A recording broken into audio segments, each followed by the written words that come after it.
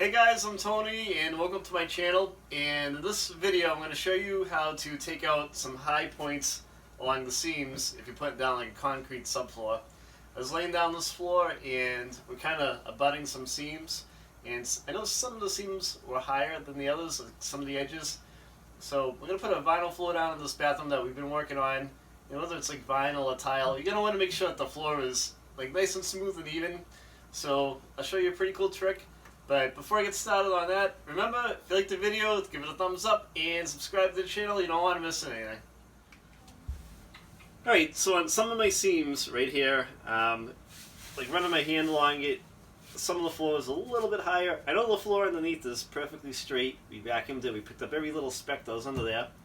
So we screwed the floor down, and on some parts, not all of it, just a couple of points here and there, it wasn't flat.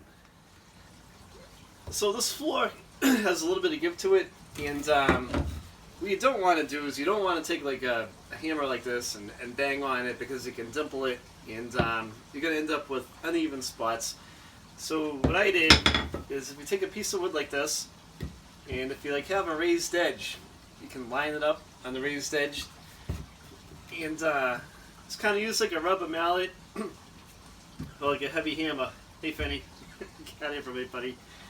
And something like a Maine Coon cat you frame. You can go along and tap along the edge, and as you do that, it'll evenly kind of flatten the edge, and you'll get a nice smooth edge, and it'll fit together nicely with the other edge. And then you can go over it with like your floor or your tile or whatever it is that you might want to put down. So I hope this helps some of you out. It's kind of a quick little tip. And, I try to like to throw some things in here for you guys to help you out. So remember, subscribe to the channel and give the video a thumbs up. If you have any comments, leave a comment. We'll answer them.